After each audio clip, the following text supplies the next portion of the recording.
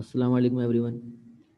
आज जो हम स्टार्ट करने के लिए जा रहे हैं चैप्टर नंबर 17 में से, वो भी आपका एक इंतहाई अहम टॉपिक है। और पिछली क्लास के अंदर हमने जो न्यूमेरिकल्स किए थे उसमें से एक लास्ट न्यूमेरिकल जो 17.6 आपका रह गया था, वो भी डिस्कस करना है। तो स्टार्ट करते हैं आज का लेक्चर। चल रहा है आपका चैप्टर नंबर 17, और चैप्टर नंबर 17 का नाम है आपका एडवेंट ऑफ मॉडर्न फिज़िक्स। यानी कि इसके अंदर हम स्टडी करने के लिए जा रहे हैं मॉडर्न फिज़िक्स के कॉन्सेप्ट को, जो कि क्वांटम फिज़िक्स भी कहलाती है।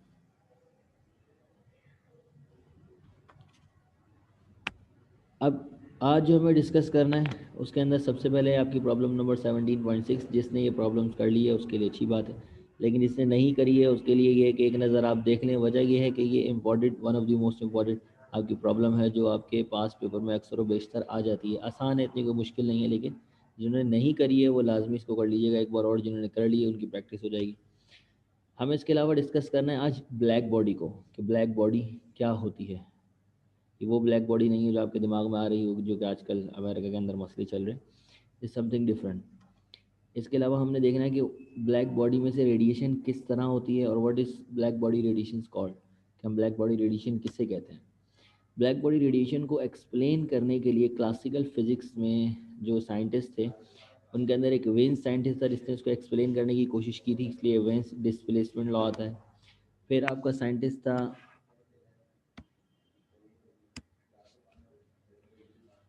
Stephen Boltzmann. तो उसने भी इसको एक्सप्लेन करने की कोशिश की थी with the help of classical mechanic.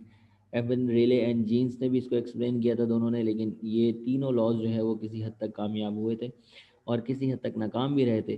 Finally जो ब्लैक बॉडी को एक्सप्लेन किया वो था आपका फोटोन के कॉन्सेप्ट से मैक्स प्लांक्स ने। तो मैक्स प्लांक्स ने क्वांटम फिजिक्स की बेसिकली बुनियाद रखी, और इसने लाइट को एज अ क्वांटम, इसका एनर्जी का पैकेट डिफाइन किया, क्वांटम जिसको हम फोटोन कहते हैं, जिसको हम आज भी देखेंगे आज की क्लास के अंदर। ठीक है जी।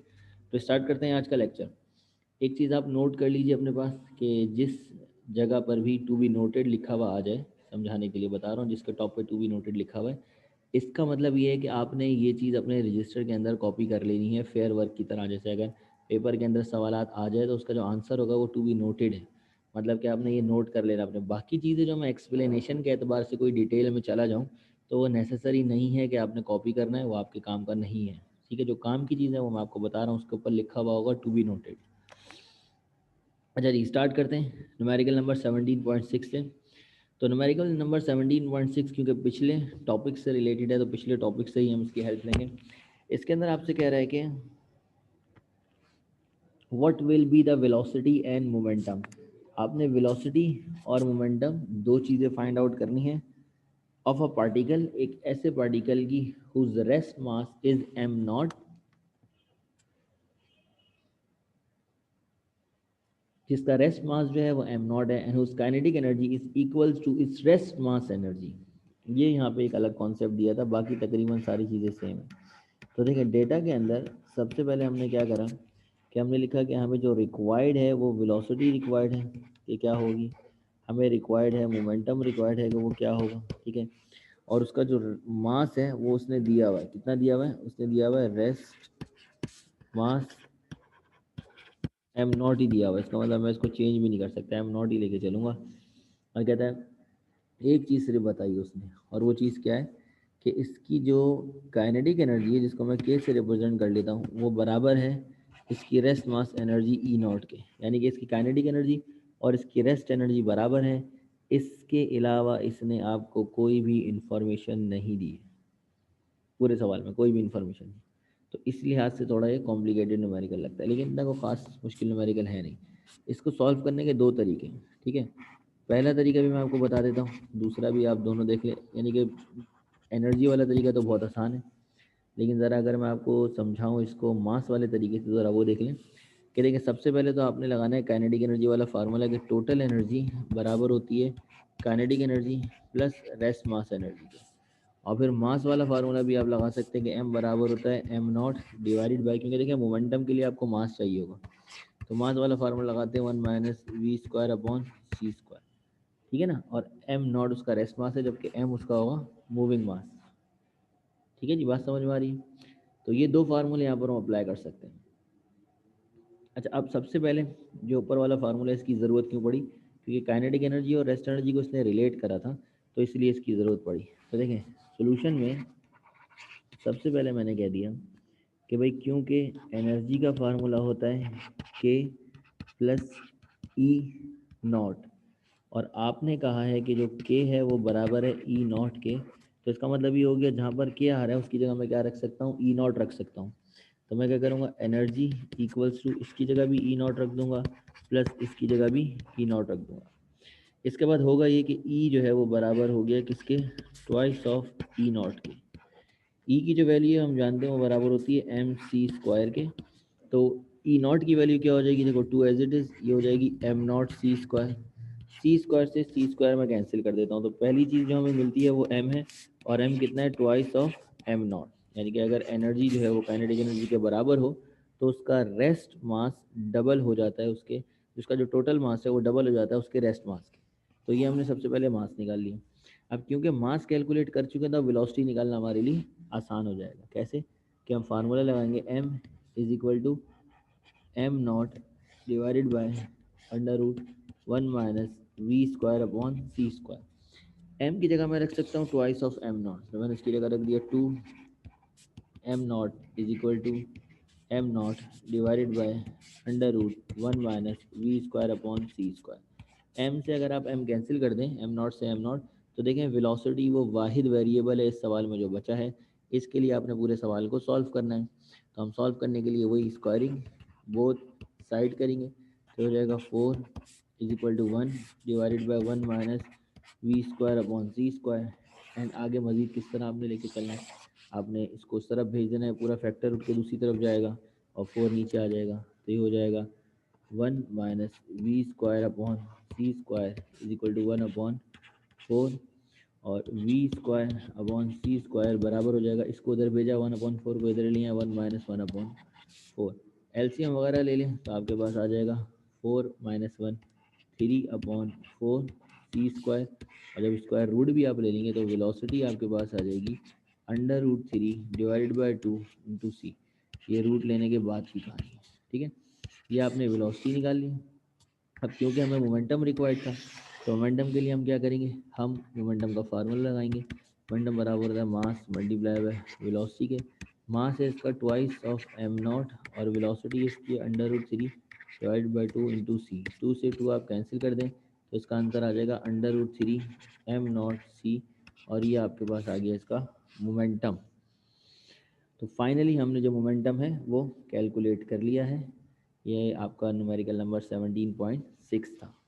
ठीक है जी, क्लियर है। तो इसे अपने पास कॉपी कर लीजिए और पिछली स्लाइड से आप डेटा भी वेरीफाई कर लीजिए।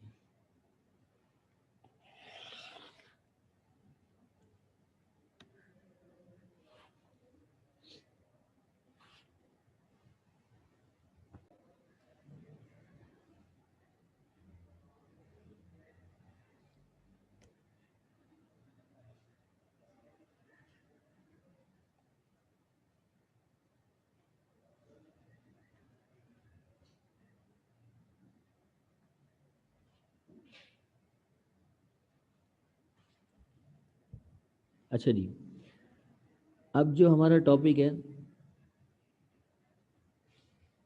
मास and energy are inter related है। मतलब ये अकॉर्डिंग टू एल्बर्ट आइंस्टाइन ये एक ही चीज़ की दो अलग अलग फॉर्म है। ठीक है जी। अच्छा, अब जो है हम क्या करने के लिए, इसलिए दोनों का फार्मूला भी सेम है। देखो अब आगे जो है हम ब्लैक बॉडी को डिस्कस करने के लिए जा रहे हैं, लेकिन ब्लैक बॉडी को डिस्कस करने से पहले आपको कुछ कॉन्सेप्ट समझने होंगे। ठीक है, वो कॉन्सेप्ट क्या है ज़रा वो देख लेते हैं।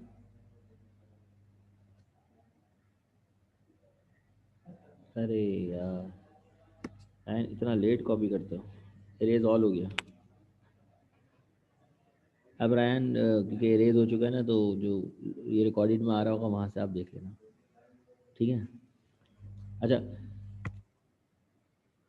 अब हम बात करने के लिए जा रहे हैं ब्लैक बॉडी रेडिएशन की। तो ब्लैक बॉडी रेडिएशन को समझने से पहले हमें कुछ कॉन्सेप्ट को समझना होगा। मुझे ना बोल दिया करो कि सर वेट कर लेता हूँ, मैं रुक जाया करूँगा, वरना फ्लो होता है निकल जाता हूँ। अब हम डिस्कस करने के लिए जा रहे हैं ब्लैक बॉडी रेडिएशन को। तो ब्लैक बॉडी रेडिएशन के अंदर ये सिर्फ समझने के लिए, तो इसलिए आपने इसके ऊपर देखें टू बी नोटेड नहीं लिखा हुआ। ये बात मैंने शुरू में बता दी है, तो इसको ज़हन नशीन कर लें। अब मैंने ये काम शुरू किया कि टू बी नोटेड का मतलब है जो आपने फेयर में आपने काम करना है, और इसके अलावा जो भी होगा उसके ऊपर नहीं लिखा, इसका मतलब वो सिर्फ समझाने के लिए मैं आपको बता रहा हूँ चीज़, ठीक है। तो इस पर नहीं लिखा हुआ। एक बात जो हमारे लिए मोस्ट कॉमन है वो ये है कि देखो, कोई भी चीज़ हमें कब नज़र आती है, हम किसी चीज़ को व्यू अगर कर सकते हैं तो वो कब कर सकते हैं। नंबर वन, अगर वो चीज़ खुद जो है वो लाइट को इमिट कर रही है, वो खुद लाइट की सोर्स है, तो हम उसे देख सकते हैं, हमारे लिए वो विजिबल होती है। जो भी चीज़ लाइट की सोर्स है, जैसे अगर एक कैंडल है, अगर आपका एक बल्ब है, अगर आपका सन है जो खुद रोशनी को इमिट कर रहा है, तो वो हमारे पास क्या कहलाएगी, लाइट की सोर्स कहलाएगी ना। तो इसको हम देख सकते हैं। इसको देखने के लिए शर्त ये है कि इससे निकलने वाली लाइट रे जो है वो हमारी आँख के ऊपर आके हिट होनी चाहिए, ये कंडीशन है, तो हम इसको देख सकते हैं। लेकिन एक ऐसा ऑब्जेक्ट जो लाइट को इमिट नहीं कर रहा, रेडिएट नहीं कर रहा, वैसे तो हर ऑब्जेक्ट लाइट को इमिट करता है, लेकिन अगर कोई ऑब्जेक्ट लाइट को इमिट नहीं कर रहा, रेडिएट नहीं कर रहा, तो उसे कैसे देखते हैं। तो फॉर एग्जांपल अगर ये बॉक्स है, मुझे इस बॉक्स को देखना है, तो कैसे नज़र आएगा कि सूरज की रोशनी इसके ऊपर पड़े, पड़ने के बाद रिफ्लेक्ट और मेरी आँख के ऊपर आए, तो भी मुझे ये बॉक्स नज़र आएगा। तो ये मुझे सूरज की रोशनी इसको विजिबल करा रही है। इसीलिए कहते हैं कि मून के पास ना अपनी कोई लाइट नहीं है। मून का जो सरफेस है वो रिफ्लेक्टिंग सरफेस है, तो सूरज की रोशनी उस मून के जितने हिस्से पर पड़ती है वो हिस्सा हमें अर्थ पे नज़र आता है। इसीलिए आपको कभी चांद पूरा और कभी आधा नज़र आता है। जितना हिस्सा वो ले रहा होता है सन का, वो हिस्सा आपके लिए विजिबल हो जाता है, ठीक है ना। तो वो रिफ्लेक्ट कर देता है उस हिस्से से रोशनी। तो शर्त ये है कि रोशनी का आपकी आंख तक पहुंचना ज़रूरी है, उस ऑब्जेक्ट से या फिर डायरेक्ट उस सोर्स से जो लाइट को एमिट कर रही है, ठीक है। अच्छा, इसके बाद जब हम बात करने के लिए जाते हैं, सर मोमेंटम के लिए मास रेस्ट वाला नहीं, मोमेंटम क्योंकि मूविंग होता है तो रेस्ट वाला मास कैसे ले सकते हैं बेटा। मोमेंटम तो होता ही उस वक्त है जब आपका ऑब्जेक्ट मूव हो रहा हो। अच्छा, अगर कोई चीज़ लाइट को रिफ्लेक्ट नहीं कर पाती, तो उस सूरत में वो ऑब्जेक्ट हमें ब्लैक नज़र आता है। ब्लैक कोई कलर नहीं है, ये बात आप जहन नशीन कर लीजिए। Black is not a colour. Black is actually physics के फिनोमेना में इसको हम कहते हैं एब्सेंस ऑफ लाइट। है ना, ब्लैक कलर के कपड़े पहन लो, ब्लैक तो कलर ही नहीं है, क्या बोल रहे हैं आप। तो ब्लैक का मतलब ये है कि जो चीज़ है उसके पास ये प्रॉपर्टी है कि वो तमाम जो लाइट उसके ऊपर पड़ रही है उसको एब्जॉर्ब कर रहे हैं और किसी को भी रिफ्लेक्ट नहीं कर रहा है, इसीलिए वो हमें ब्लैक नज़र आता है, ठीक है। तो when a light fall on object, अगर एक लाइट जो है वो ऑब्जेक्ट के ऊपर फॉल होती है, तो कितनी चीज़ें पॉसिबल हैं, तीन चीज़ें पॉसिबल हैं। एक है रिफ्लेक्ट हो सकती है, वो रिफ्रैक्ट हो सकती है, या एब्जॉर्ब हो सकती है। जैसे अगर ये ऑब्जेक्ट है, हमने फिनोमेना फर्स्ट ईयर फिजिक्स के अंदर पढ़े हुए हैं, ये मेरे पास एक ऑब्जेक्ट है और ये इंतहाई शाइनी सरफेस है, जैसे ग्लास है, मिरर है। तो लाइट इसके ऊपर पड़ेगी, टकराने के बाद वापसी आ जाएगी, तो this phenomena is called reflection. और ये लाइट जो है वो आपकी क्या हुई है, रिफ्लेक्ट हुई है। दूसरा फिनोमेना क्या होता है कि अगर ये आपका जो सरफेस है ट्रांसपेरेंट है, लाइट इस पर आके टकराए, टकराने के बाद हल्की सी बैंड हो और जो है वो आपकी रिफ्रैक्ट कर जाए, इसके अंदर पेनिट्रेट कर जाए, तो this phenomena is called refraction. May be light जो आगे पेनिट्रेट कर चुकी है। और तीसरा जो फिनोमेना एब्जॉर्ब होने का, वो क्या है कि हमने लाइट इसके ऊपर फेंकी और सारी की सारी लाइट जो है वो इसने एब्जॉर्ब कर ली, तो वो आपका क्या कहलाएगा, एब्जॉर्प्शन। तो लाइट अगर किसी ऑब्जेक्ट पे फॉल होती है तो तीन पॉसिबिलिटीज़ होती हैं, या तो वो रिफ्लेक्ट कर जाएगी, या वो रिफ्रैक्ट कर जाएगी, या फिर वो एब्जॉर्ब हो जाएगी, ठीक है जी।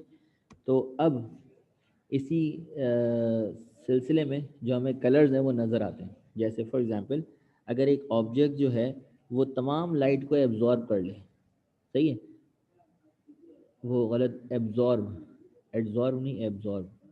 अगर तमाम लाइट को वो एब्जॉर्ब कर ले, ठीक है, तो वो ब्लैक नज़र आता है। लेकिन अगर किसी भी लाइट को वो रिफ्लेक्ट कर दे तो वो कलर हमें नज़र आता है। जैसे फॉर एग्जांपल, उसके ऊपर जो है वो येलोइश लाइट पड़ती है और ये वाली लाइट जो है वो रिफ्लेक्ट कर देता है, बाकी तमाम लाइट को वो एब्जॉर्ब कर लेता है, तो वो ऑब्जेक्ट जो है हमें वो ब्लू नज़र आएगा।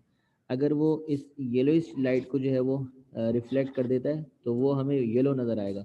तो जिस लाइट को वो रिफ्लेक्ट करके हमारी आँख में फेंकेगा, हमें वो कलर नज़र आएगा इस विजिबल रीजन में। और अगर वो विजिबल रीजन में ना हो तो फिर पॉसिबिलिटी नहीं, ठीक है जी, फिर वो हमें नज़र नहीं आता ऑब्जेक्ट, यानी कि ब्लैक नज़र आता है। अच्छा, अब इसके बाद हमारे पास मज़ीद चीज़ें जो हैं वो समझने की क्या है कि ऑब्जेक्ट जो है वो कब इमिट करते हैं एनर्जी को या अपने अंदर से लाइट को कब इमिट करते हैं। तो देखो हर वो चीज़ लाइट को इमिट करने की सलाहियत रखती है जिसका टेम्परेचर जो है उसकी सराउंडिंग के टेम्परेचर से कम हो जाए।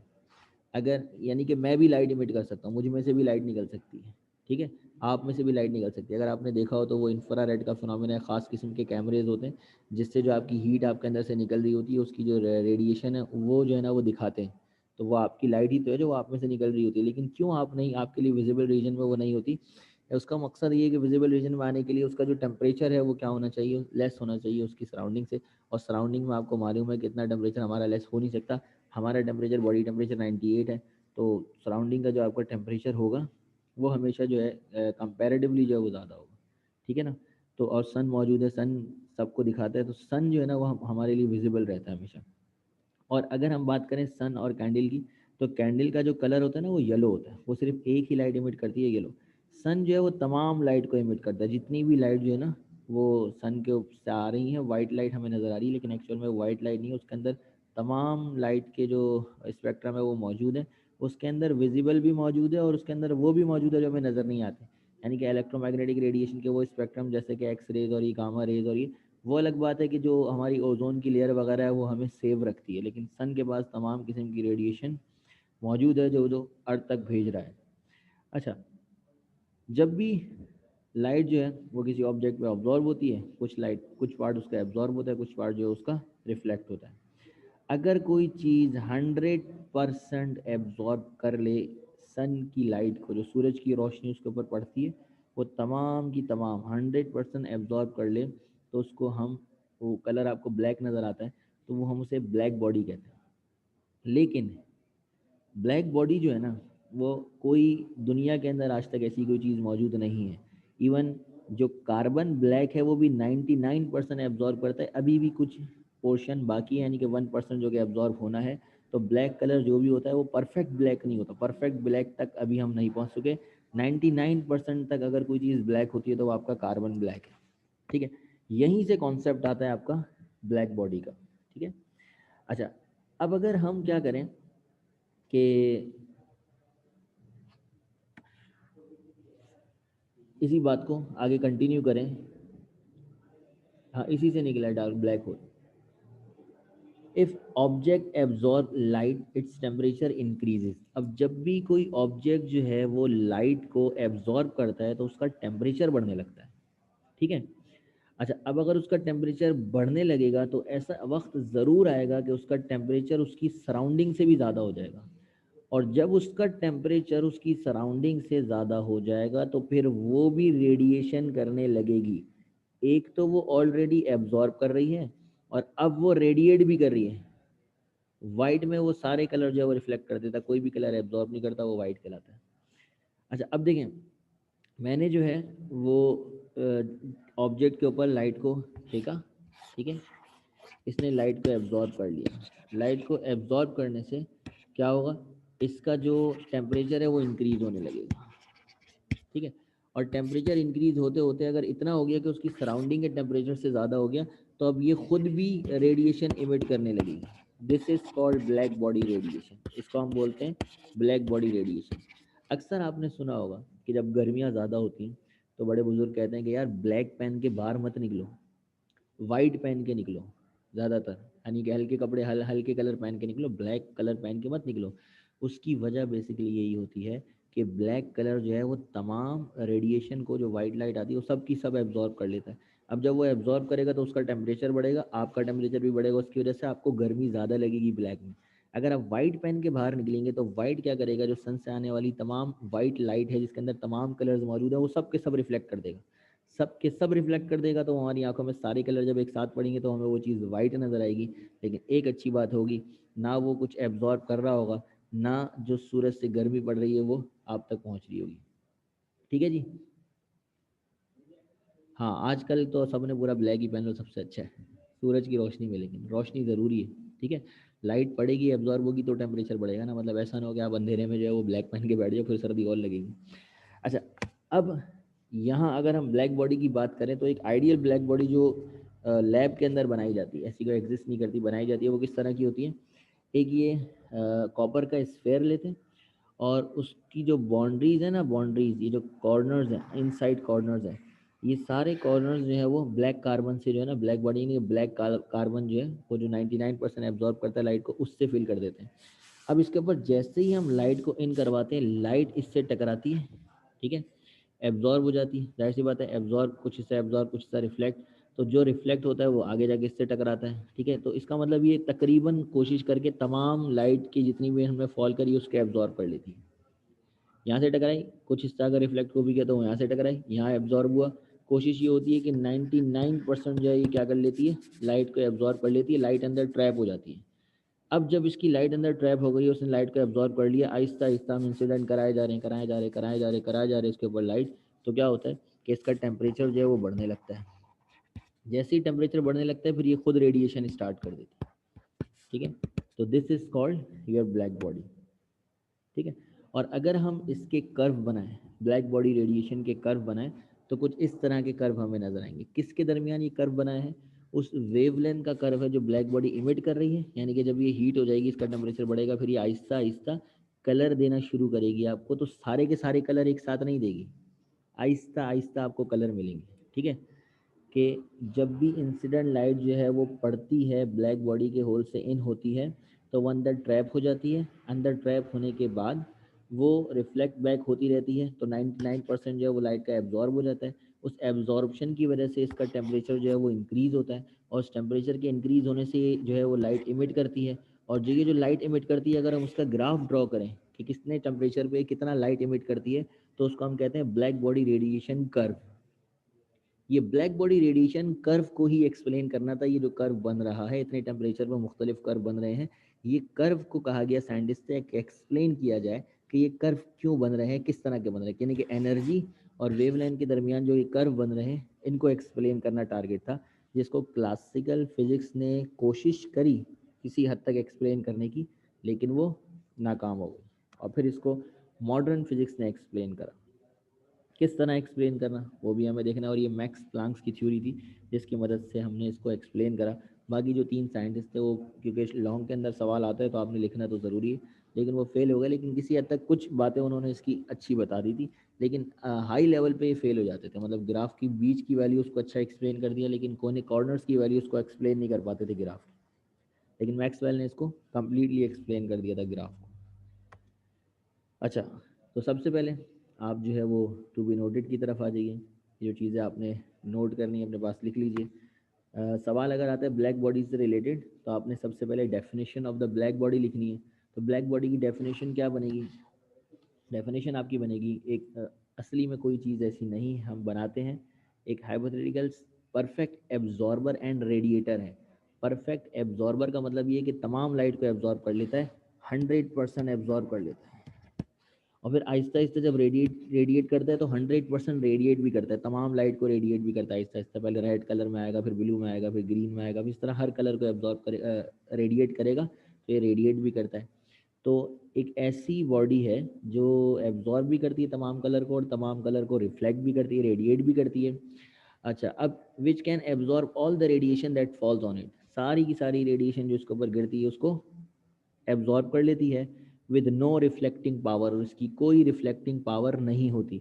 मतलब ये रिफ्लेक्ट कर ही नहीं सकती, अंदर ट्रैप हो गई तो हो गई, हालांकि कुछ हो जाता है रिफ्लेक्ट, लेकिन हम ये मानते हैं कि 100% आपका क्या हो जाए, ट्रैप हो चुका है, और ये कुछ भी जो है वो बाहर रिफ्लेक्ट नहीं करेगी, अंदर ही ट्रैप होता रहेगा, बाहर की तरफ रिफ्लेक्ट नहीं होगा। जो होल है ना वहाँ से बाहर, इसलिए तो उसको गोल बना के एक छोटे से होल से लाइट को इन करवाते हैं, ताकि जो रिफ्लेक्शन है वो कम से कम, ठीक है ना, अंदर ही ट्रैप रहे।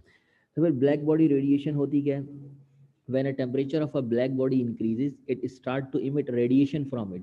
जब भी हम ब्लैक बॉडी का टेम्परेचर जो है वो बढ़ाते हैं तो क्या होता है, उसके अंदर जो टेम्परेचर बढ़ने की वजह से एक इंक्रीज आता है, वो लाइट को इमिट करने लगती है, या वो रेडिएशन को अपने में से इमिट करने लगती है। और इस रेडिएशन की जो इस इमिशन ऑफ लाइट है या इमिशन ऑफ रेज है, रेडिएशन है, इसको हमने नाम दिया ब्लैक बॉडी रेडिएशन का। अब अगर हम ग्राफ को ड्रॉ करें, if we plot a graph between intensity यानी कि energy radiated per unit time, per unit area, per unit time, यानी कि इसका मतलब ये है कि ये इतनी जगह हम अगर मान लें, इसमें से जो लाइट रेज निकल रही हैं, ठीक है, और कितने टाइम में यहाँ से निकल रही हैं। Energy radiated per unit area per unit time को हम इंटेंसिटी कहते हैं। क्योंकि देखो जितनी कम जगह से लाइट ज़्यादा गुजरेगी उतनी उसकी इंटेंसिटी शिद्दत ज़्यादा होगी, ठीक है। और जितने कम टाइम में ज़्यादा गुजरेगी उतनी ही उसकी इंटेंसिटी ज़्यादा होगी। तो इंटेंसिटी आपकी डिपेंड करती है किस पे, एरिया पे और टाइम पे।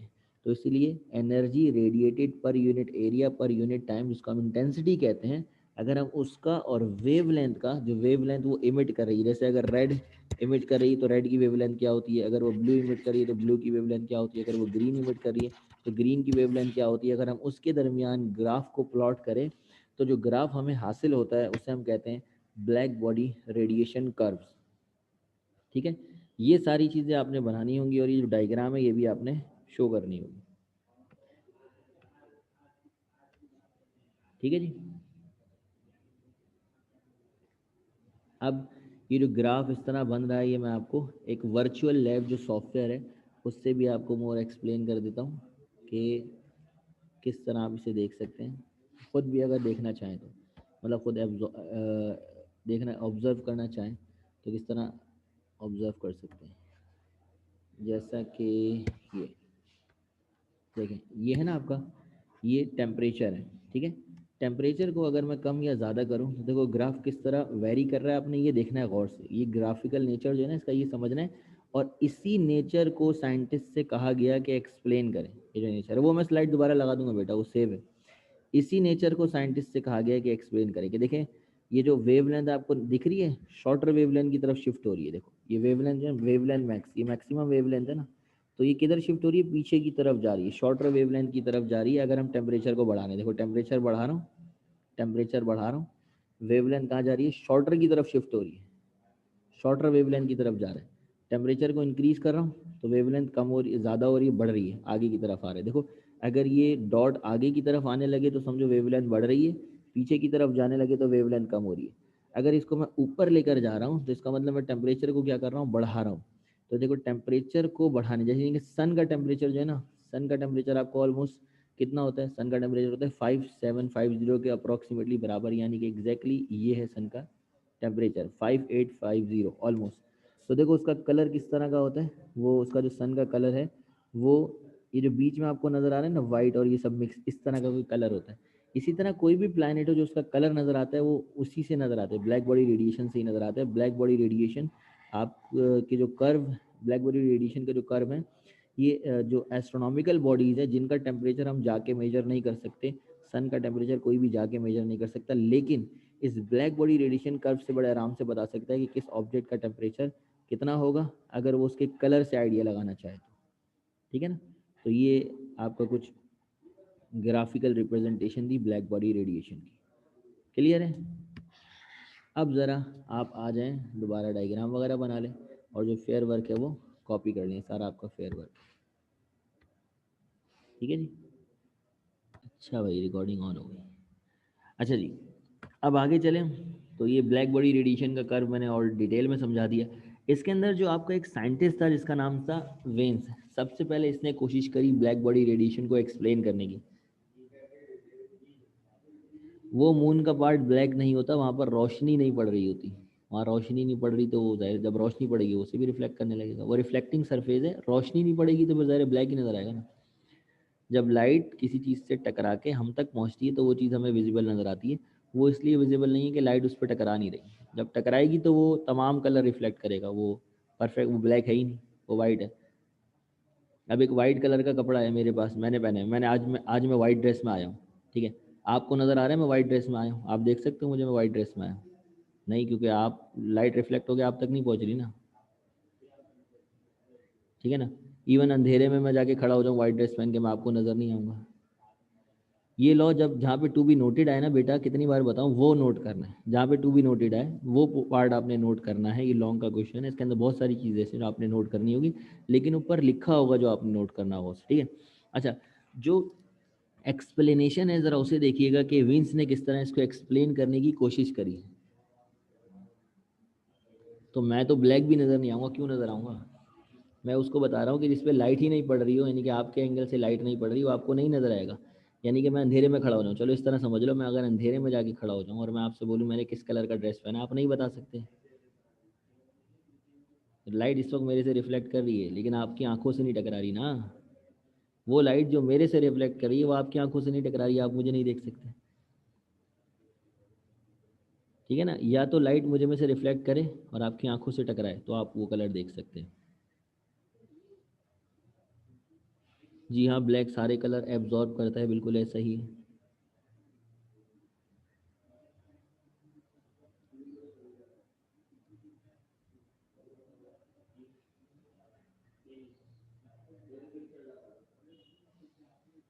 मून ब्लैक नहीं हो सकता। मून पे जब लाइट पड़ती है तो वो किस कलर को रिफ्लेक्ट करता है? वाइट को रिफ्लेक्ट करता है। ठीक है ना।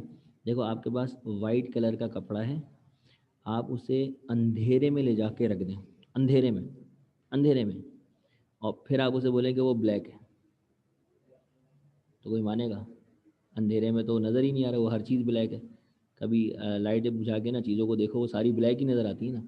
अब जब आप उसको वहाँ से बाहर ला के रोशनी में रखोगे तो पता चलेगा ना वो किस कलर को रिफ्लेक्ट कर रहा है, फिर आप कहोगे कि उसका कलर क्या है। वो जो ब्लैक स्पॉट है वो एक अलग फिनोमेना है, कुछ कुछ हिस्सा उसका रिफ्लेक्टिंग है, कुछ हिस्सा उसका एब्जॉर्ब कर रहा है लाइट को, तो जो एब्जॉर्ब कर लेता है वो ब्लैक अपेयर होने लगता है। ठीक है। अच्छा अब देखिए, असल में जो मैं समझाना चाह रहा था, सर ये बताएं कि ग्राफ नोट में, जी जी ये ग्राफ आपने नोट्स में बनाना है, जो आप बनाने के लिए जा रहे हैं टू बी नोटेड के अंदर, पीछे था ना ग्राफ, टू बी नोटेड वाले पोर्शन में था, तो अब दोबारा नहीं बनाना है, एक बार ही बनाना है। बुक में भी बना हुआ है लेकिन वो इतना अच्छा नहीं है बुक के अंदर, उसके अंदर वो कलर वाला निस्ता नहीं है, उन्होंने उसी तरह किया जैसे मैंने आपको बताया ना, विजिबल रीजन को उन्होंने लाइनों से शो कर दिया, क्योंकि कलर तो नहीं है ना बुक आपकी। अच्छा अब यहाँ देख लें, वेन्स डिस्प्लेसमेंट लॉ की तरफ आ जाए। वेन्स डिस्प्लेसमेंट ने जो है वो जो ब्लैक बॉडी का कर्व है उसको एक्सप्लेन करा लैम्डा मैक्सिमम से। अच्छा लैम्डा मैक्सिमम क्या है कि देखिए आप नोटिस करें कि ये जो वेवलेंथ है ये बढ़ती हुई नज़र आ रही है। किस तरह?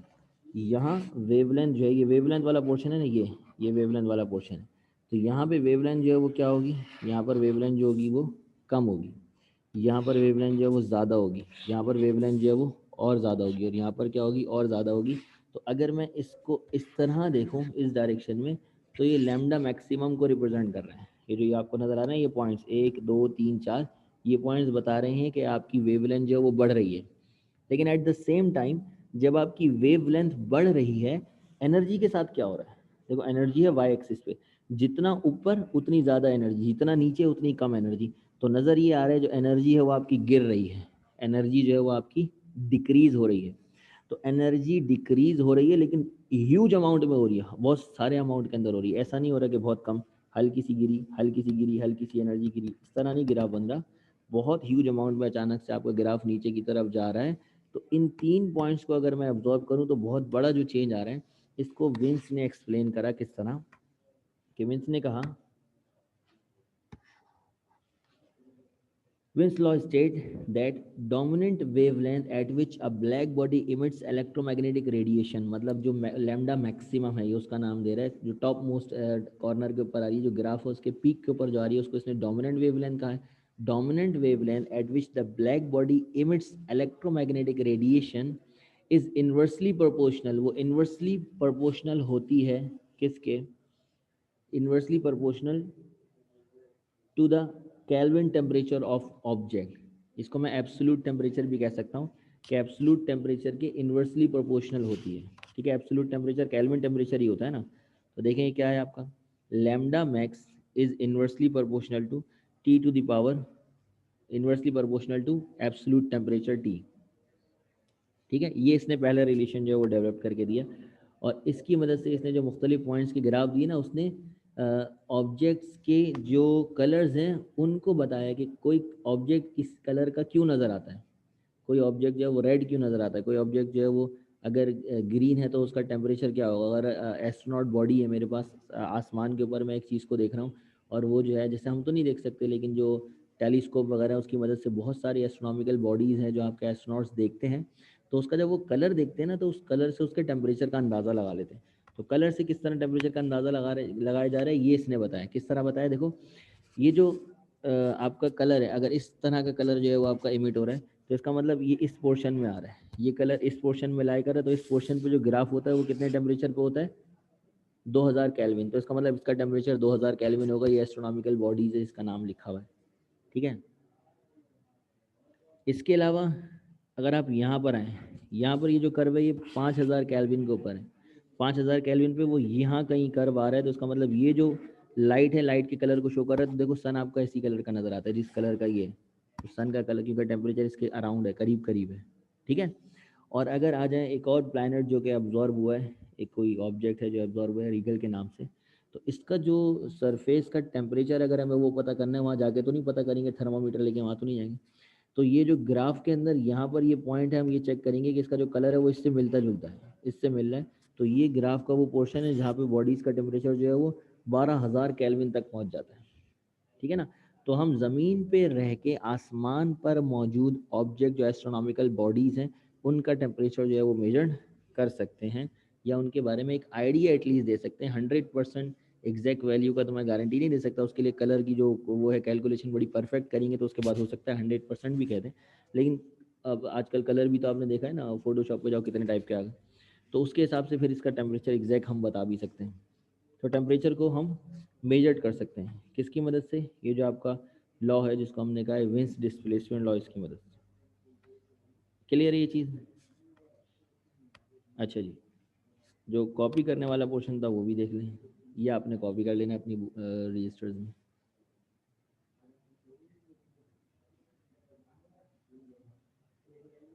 ये इसका लॉ यहाँ से लेके यहाँ तक, इसको हम मैथमेटिकली भी लिख सकते हैं। मैथमेटिकली हम लिख सकते हैं lambda max is inversely proportional to the temperature, और जब कांस्टेंट प्रोपोर्शनलिटी का साइन हटता है तो कांस्टेंट आता है, तो बी कांस्टेंट है यहाँ पे, बी अपॉन टी। और बी जो है ये प्रोपोर्शनलिटी कांस्टेंट है, विंस कांस्टेंट भी कहलाता है, और इसकी वैल्यू यहाँ नीचे दी हुई है 0.0029 केल्विन मीटर। केल्विन मीटर क्यों है, क्योंकि देखो वेवलेंथ की यूनिट होती है मीटर और टेम्परेचर की होती है केल्विन, तो टेम्परेचर अगर उधर जाएगा तो इसकी यूनिट क्या बन जाएगी, केल्विन मीटर। डायग्राम अब ये दोबारा नहीं बनेगी, एक जो लॉन्ग क्वेश्चन आते हैं ना उसमें एक ही बार आपने डायग्राम बनानी है, उसके बाद दोबारा ये डायग्राम नहीं बनेगी। सिर्फ यहाँ से यहाँ तक कॉपी करना है और यहाँ से यहाँ तक इसकी मैथमेटिकल फॉर्म कॉपी करनी है, मैथमेटिकल वर्जन। अच्छा भाई, असल में थोड़ी देर की खामोशी भी होती है, खामोशी भी रिकॉर्डिंग क्लास में आएगी, लेक्चर लंबा हो जाता है।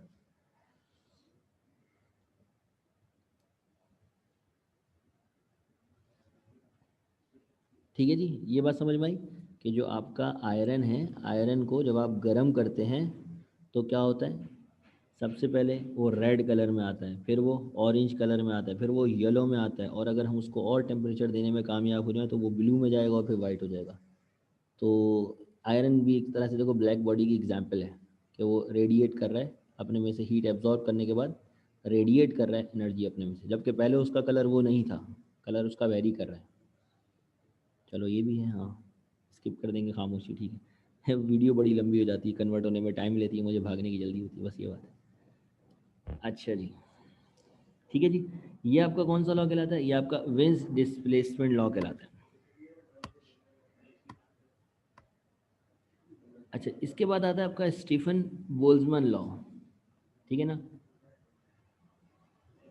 इस लॉ ने जो लिंक किया वो किन चीज़ों को किया, इस लॉ ने लिंक किया total energy flux. Flux energy का वही हो गया, देखो फ्लक्स अगर आपको याद हो, इलेक्ट्रिक फ्लक्स, मैग्नेटिक फ्लक्स, तो एनर्जी का जो फ्लक्स होगा वो क्या होगा, एनर्जी का फ्लक्स भी तो वही होगा, एनर्जी इनटू एरिया। तो एनर्जी के फ्लक्स के ऊपर इसने बात कही कि एनर्जी का फ्लक्स यानी कि लाइट जो गुजर रही है कहीं से ब्लैक बॉडी में से, और टेम्परेचर के दरमियान क्या रिलेशन। इसने दो चीज़ों का रिलेशन जो है वो एब्जॉर्ब किया, और एक्चुअली जो टेम्परेचर है उसकी फोर्थ पावर से रिलेट करा, इतना जो है वो हाई लेवल का रिलेशन था टेम्परेचर और आपका एनर्जी का। इनका ताल्लुक तुर्की से है, बोल्ट्जमैन, अल्लाह जाने, हो सकता है वो। The hotter the body the much greater the amount of energy और फ्लक्स इट रेडिएट। जितना ज़्यादा उसका टेम्परेचर होगा उतना ज़्यादा फ्लक्स, इतना ज़्यादा अमाउंट ऑफ फ्लक्स उसमें से आउटवर्ड आ रहा होगा और आपकी आंखों से टकरा रहा होगा। तो स्टीफन बोल्ट्जमैन लॉ क्या कहता है, देख लीजिए, अपने पास नोट भी कर लीजिए कि the Stefan Boltzmann law state that the total energy radiated per unit surface area इसको करेक्ट कर लीजिएगा, the total energy radiated per second per unit surface area नहीं लिखा हुआ है यहाँ पे, ठीक है। Area E is directly proportional to the fourth power of the absolute temperature T of the object, यानी कि जो आपकी एनर्जी है, energy transmitted per unit area, ये डायरेक्टली प्रोपोर्शनल है टेम्परेचर की फोर्थ पावर के। इसका मतलब ये है कि जो आपका टेम्परेचर का चेंज है, अगर मैं उसकी बात करूं, हम 1 डिग्री बढ़ा रहे हैं, हम 2 डिग्री बढ़ा रहे हैं, अगर मैं 2 डिग्री बढ़ा दिया तो 2 की पावर 4 देखो कितना होता है, 16 हो जाता है। तो 16 टाइम्स एनर्जी में चेंज आएगा, बहुत तेज चेंज आएगा। इसीलिए आप ग्राफ के अंदर देख रहे हैं कितना तेजी का चेंज नजर आ रहा है, टेम्परेचर को कैसे बढ़ाने से ग्राफ कैसे शूट कर, एनर्जी के अंदर कैसी तेजी से ऊपर की तरफ जा रहा है। तो वो यही इसके अंदर यही दिखा है कि टेम्परेचर और एनर्जी का जो रिलेशन है वो फोर्थ पावर से रिलेट हो रहा है, इसलिए आपको ऐसा नजर आ रहा है, ठीक है ना। अब जब प्रोपोर्शनलिटी का साइन हटता है तो कांस्टेंट आता है। यहाँ पर जो आपका कांस्टेंट आया वो क्या था, वो था आपका सिग्मा। सिग्मा जो है वो स्टीफन बोल्ट्जमैन कांस्टेंट कहलाता है। इसकी जो वैल्यू है ये याद कर लीजिए, इसकी वैल्यू है 5.67 मल्टीप्लाई बाई 10⁻⁻8 वाट पर मीटर स्क्वायर, या जूल पर मीटर स्क्वायर भी इसकी यूनिट बन सकती है, यूनिट आप बनाना चाहें तो। और यहाँ पर जो टेम्परेचर है वो एब्सोल्यूट टेम्परेचर केल्विन में लिया जाता है।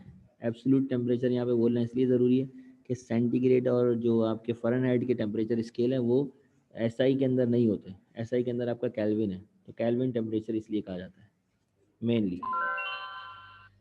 तो इसका मतलब ये हुआ कि अगर जो है वो आपका सन जो है वो आपका, उसके पास टेम्परेचर उसका बहुत ज़्यादा है, इसीलिए वो ज़्यादा एनर्जी रेडिएट कर रहा है, आप उसकी तरफ देख भी नहीं सकते। अगर मैं आपसे कहूँ उसको देखें तो बहुत ज़्यादा एनर्जी यानी कि बहुत ज़्यादा लाइट रेज पर सेकेंड आपकी आँख के अंदर इंटर हो रही हैं, आपके लिए वो इतना विजिबल नहीं, मतलब इतना आसानी से देखना आपके लिए मुमकिन नहीं है उसको, सन को देखना, ठीक है।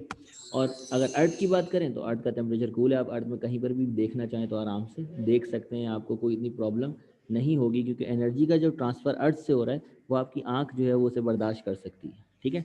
तो लास्ट स्लाइड देख लें, इसको नोट कर लें, स्टीफन बोल्ट्जमैन लॉ ही आपका यहाँ से लेके, जब भी ब्लैक बॉडी रेडिएशन की एक्सप्लेनेशन आएगी आपने 4 लॉ एक्सप्लेन करने होंगे।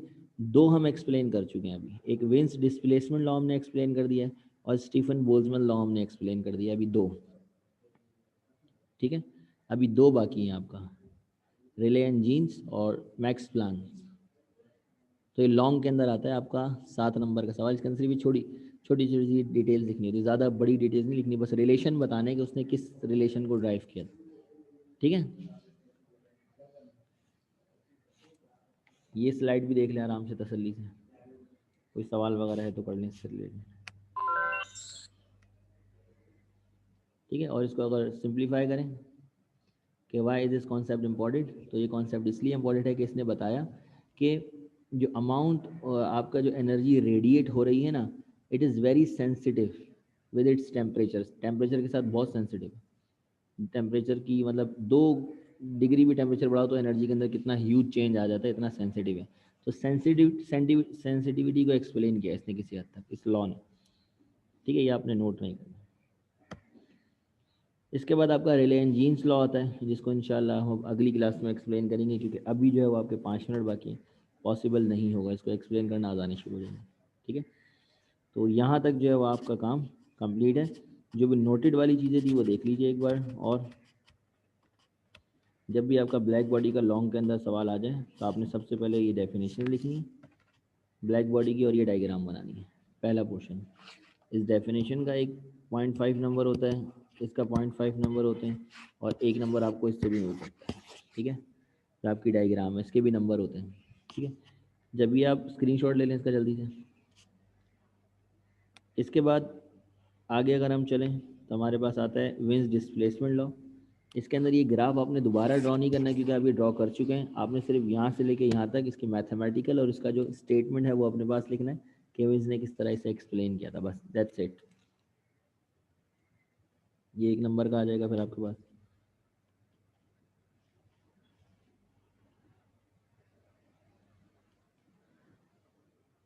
वो कलर नहीं, वो तो चीज़ों को भी एब्जॉर्ब कर लेता है, ब्लैक होल जिसकी आप बात करो ना एहसन लियाकत, वो इतना ख़तरनाक है कि वो पूरी पूरी चीज़ें एब्जॉर्ब कर जाता है, मतलब अगर अर्थ उसके करीब चली गई तो अर्थ भी एब्जॉर्ब कर लेगा। इसके बाद आपके पास आया स्टीफन बोल्ट्जमैन लॉ। ये देख लीजिए अपने पास, यहाँ से यहाँ तक आपने कॉपी करना है। यहाँ पर आज की क्लास हम एंड कर रहे हैं। ये 0.0029 जो है वो कांस्टेंट है, जैसे कांस्टेंट निकालते हैं, हर कांस्टेंट अलग होता है, एक्सपेरिमेंट से निकाला जाता है, कांस्टेंट वैल्यू है ये, ठीक है। बिल्कुल है, क्यों नहीं है, ब्लैक होल है, क़यामत आएगी सारे ब्लैक होल में ही चले जाओगे, सब गायब हो जाओगे। कहते हैं कि ब्लैक होल ऐसा है कि एक दुनिया से दूसरी दुनिया में भी कनेक्ट हो सकता है, या अल्लाह जाने, ये हर चीज़ को खा जाता है। ये कॉपी करना है जी, स्टीफन बोल्ट्जमैन लॉ भी आपने कॉपी करना है, और यहीं पर आज की क्लास हम एंड कर रहे हैं।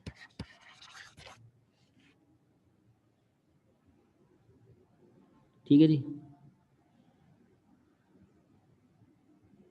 अल्लाह हाफिज़। बाकी ये कॉपी